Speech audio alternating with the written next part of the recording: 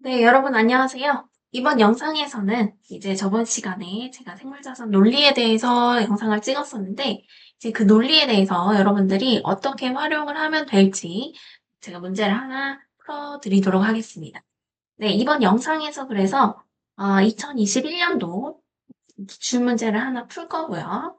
그리고 여러분들이 이제 지금까지 공부했던 방식, 그 공부했던 방식으로 한번 풀어보시고, 그리고 제가 알려드리는 방식으로 한번 풀어보시면, 왜 이 생물자산이나 재고자산 같은 경우에는 순자산으로 풀어야 되는 이유를 여러분들이 이제 몸소 아시게 되겠죠. 그래서 이 방식, 제가 이번 영상에서 기본적으로 이제 분계로도 풀어드릴 거고, 그리고 두 번째로는 이제 순자산으로 이제 답을 빠르게 도출해내는 그 방식을 위주로 제가 계산기로 이렇게 한번 같이 풀어보도록 하겠습니다.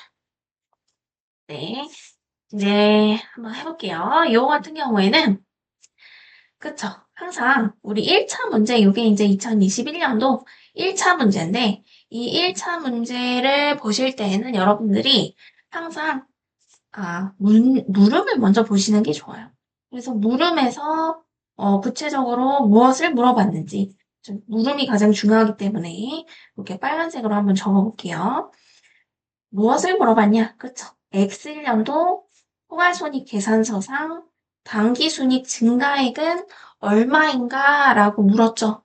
그렇기 때문에 이 당기순이익의 증가 같은 경우에는 여러분들이 최종적으로 이제 제가 결론부터 말씀을 드리자면 요거 순자산으로 접근하는 것이 가장 좋다라는. 그래서 이 순자산이라고 하는 것은 이 기업의 순자산이 X1년도 말에서 X2년도 말로 갈 때, 그쵸? X2년도에 대한 순자산 변동이 나오겠죠? 그래서 이 문제 같은 경우에는 X1년도의 당기순이익의 증가액을 물었으니까, 그쵸? 우리가 두 시점을 비교를 하고자 한다면, X0년도 말에서 X1년도 말까지. 그래서 X1년도의 손익을 이런 식으로 나중에는 이제 최종적으로 이렇게 구할 수 있다라는 거. 그쵸? 근데 이제 이렇게 풀기 전에 우리가 공부하던 대로 분계하면서 여기 한편에 분계로 먼저 풀면서 제가 이제 일단은 답은 요거고 그렇지만 순자산으로도 풀 수 있다. 이런 식으로 이제 검증하는 방식으로 그쵸? 풀어드리도록 할게요. 그래서 자 문제를 먼저 읽어보시면은 낙농업을 영위하는 대한목장이 X1년도 1월 1일에 우유 생산이 가능한 젖소 10마리를 보유하고 있다. 자, 이미 지금 10마리를 보유를 하고 있죠. 자, 그리고 제가 생물자산 이 논리 영상을 찍을 때 이 우유와 젖소 이런 식으로 문제가 나오게 되면은 이 각각이 어떤 정의에 해당하는지를 분류하는 것이 일단 가장 중요하다. 그래서 제가 정의를 암기를 해야 된다. 이렇게 말씀을 드렸죠. 자, 우유라고 하는 거는 뭐예요? 그쵸? 생물 자산. 뭔가 살아있는 생물이 아니고, 그리고 생산용 식물도 아니죠. 그쵸? 생물 자산이라는 이 젖소에서 우유를 짜서 우리가 우유를 수확하기 때문에 우유는 뭐다? 그쵸? 수확물이. 그래서 이 생물 자산은 이 각각이 왜 이렇게 분류를 해야 하냐? 자, 생물 자산 그리고 수확물 각각 인식하는 금액과 측정하는 금액이 각각 다르다. 자, 생물 자산은 수확 시점에 자, 다시 수확물은 수확 시점에 뭐로 측정한다고 했나요? 그쵸? NFV라고 할게요. 순 공정 가치로 측정하고, 자, 순 공정 가치로 측정하고, 그 이후에는 무엇으로 본다고 했죠? 재고 자산으로 보는 거. 그런데 반면에 생물자산은 자, 수학 시점이라고 하면은 조금 말이 이상하니까 최초에 인식하는 시점과 그리고 end였죠. end. 매 보고 기간 말마다 순공정 가치로 측정한다고 했어. 순공정 가치. 여기도 조금 순공정 가치라고 쓸게요. 순공정 가치다. 그래서 공정 가치에서 매각할 때 예상되는 그 비용을 뺀 금액. 그래서 순공정 가치로 측정한다라고 했었죠. 그리고 얘는 재고 자산도 아니고 유형 자산도 아니라는 거, 요게 중요했죠. 그리고 매 보고 기간 말마다 순 공정 가치로 측정한다. 이렇게 10마리를 보유하고 있었대요. 그런데 대한목장이 우유의 생산 확대를 위해서 X1년도 6월에 젖소 10마리를 한 마리당 10만 원에 추가로 취득했다고 봅시다. 그래서 이렇게 주어졌죠. 그리고 그 취득 시점에 10마리의 순공정 가치는 9만 5천 원이다. 이렇게 주어졌으니까 우리가 분계로 풀려면 X 1년도 6월 며칠에 그쵸? 6월에 이렇게 분계를 할 수 있겠죠. 자, 현금 한 마리당 얼마였고 내가 취득을 하면서 지급한 금액이 10만 원이었고 그래서 10마리 곱해서 100만 원이 나오겠죠. 그리고 내가 이 젖소라고 하는 생물자산을 한 마리당 얼마의 순공정가치로, 자, 요게 순공정가치라는 거예요. 그쵸? 내가 차변을 자산으로 인식할 금액이 순공정가치다 해서 이 9만 5천 원을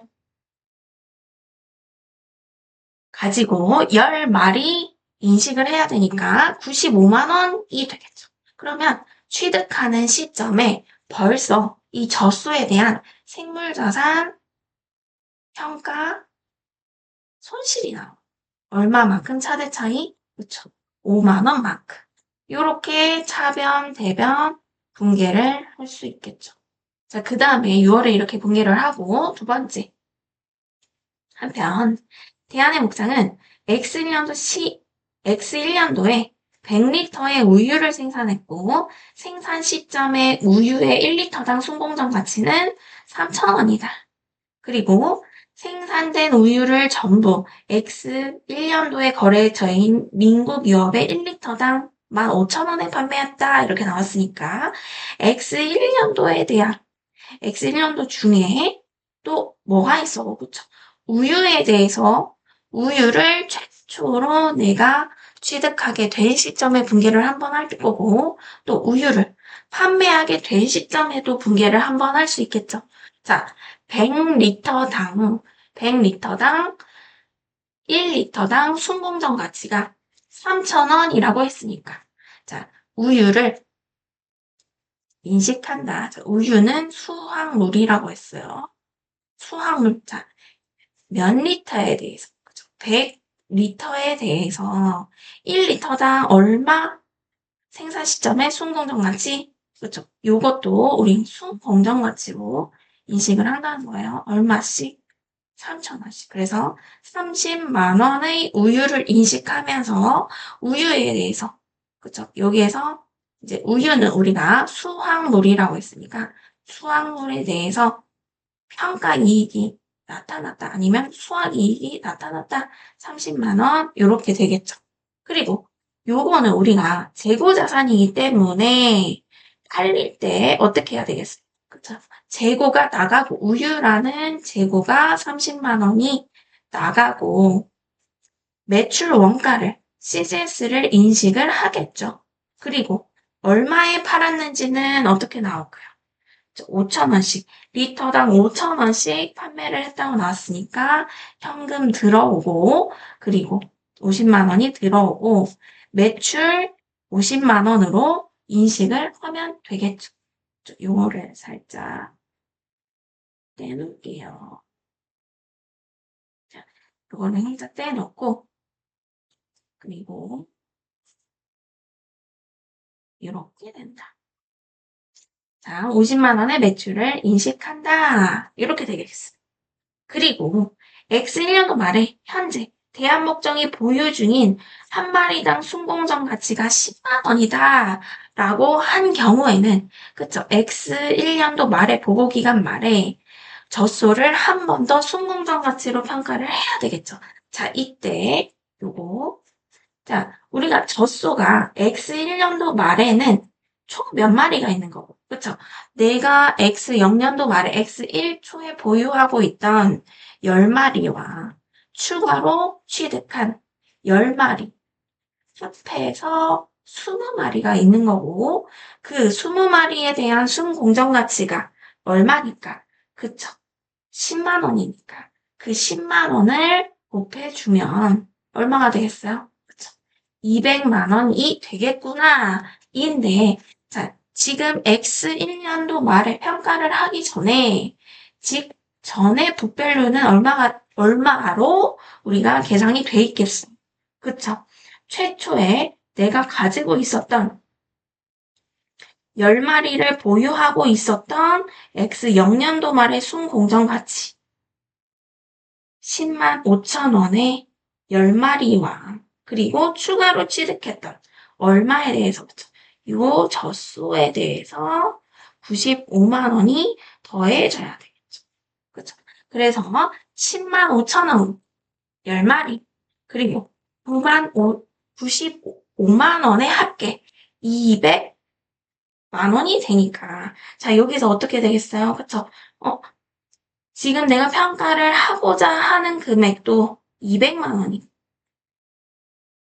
직전의 장부 금액도 200만 원이니까 평가 이익은 여기서 따로 생기지 않는 겁니다. 평가 손실도 없겠죠.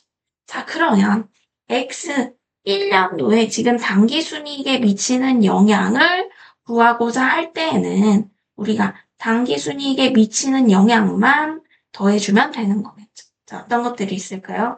그쵸? 요만 수확물 평가. 수확물에 대해서 매출원가, 수확물에 대한 매출 이렇게 있겠지. 그래서 이 금액을 다 더해보면 50만 원에 30만 원에 5만 원 빼고 30만 원 빼면 답은 얼마다? 그쵸? 답은 이 합계인 NI에 미치는 영향은 45만 원 플러스가 된다 하고서 2번 이렇게 찍고 가면 돼요. 자, 그런데 여기서 우리가 이렇게 분계로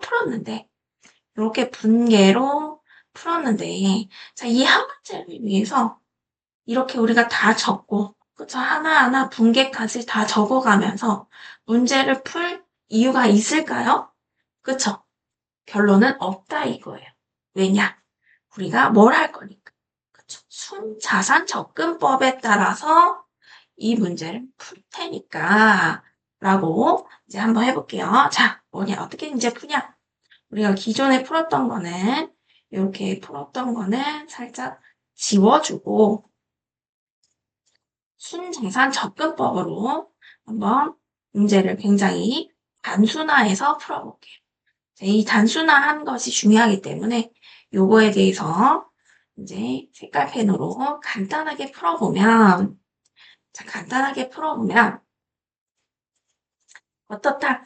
그쵸? X 1년도에 미치는 당기순이익에 미치는 영향은 X 0년도 말과 그러니까 전기 말고 단기 말 X 1년도 말에 순자산의 변동을 통해서 우리가 X 1년도의 순자산 변동이 결국에는 생물자산과 이 수업료 같은 경우에는 모두 다 그 자산의 변동, 순자산의 변동이 당기순이익에 미치는 영향이기 때문에 당기순이익에 미치는 영향과 같다 이런 식으로 풀 수 있는 자, 우리가 문제를 한번 읽었기 때문에 이제 이렇게 푸는 거는 굉장히 빠르게 풀 수 있는 겁니다.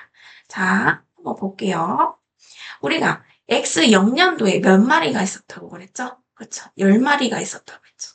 그리고 그 10마리에 대한 순공정 가치가 얼마였죠? 그쵸? 10만 5천 원이었어. 다시 문제를 찾아가 보면 요 10만 5천 원이 우리가 10마리의 젖소를 가지고 있었다. 라고 하는 거. 그리고 두 번째, X0년도 말에 결국에는 20마리를 가지고 있었죠. 가지고 있게 되는 그 결과로 X1년도 말에 재무제표인지를 완성을 하는 겁니다. 그리고 그때 공정 가치는 마리당 얼마다? 그쵸. 한 마리당 10만 원이다. 이렇게 줬어요. 그래서 10만 원의 젖소 한 마리당 이렇게 젖소를 접어주면 되는 겁니다. 각각의 젖소, 각각의 젖소. 그런데 자 여기서 주의해야 될 거. 이렇게 순자산법으로 접근을 할 때에는 여러분들 반드시 어떤 것이 중요하냐? 현금의 변동을 반드시 고려를 해야 돼요. 자, 우리가 이 현금의 변동 어떤 것들이 있을까요? 그쵸? 기 중에 젖소를 취득하면서 현금이 나간 것도 있었고요. 그쵸? 수확물을 우리가 취득을 하고 수확물에 대해서 판매한 것도 현금 흐름으로 들어오게 됐죠. 자, 젖소의 취득 10마리에 대해서 얼마의 현금이 나갔나요? 그쵸? 10만 원이 나가게 된 거예요. 그래서 젖소의 취득은 자, 마이너스 꼭 붙이셔야 되겠죠. 10만 원에 10마리. 그리고 수확물은 우리가 팔면서 현금이 들어오는 거기 때문에 플러스를 붙여야 되는 거예요. 플러스. 자, 현금이 리터당 5,000원씩 들어오고 그 5,000원에 현금 들어온 거에서 100리터를 팔았죠. 그래서 순현금 흐름이 얼마다? 여기서 순현금 흐름이 얼마다? 50만 원을 더하고 100만 원 빼는 거니까 마이너스 50만 원이 된다. 이렇게 되는 거예요.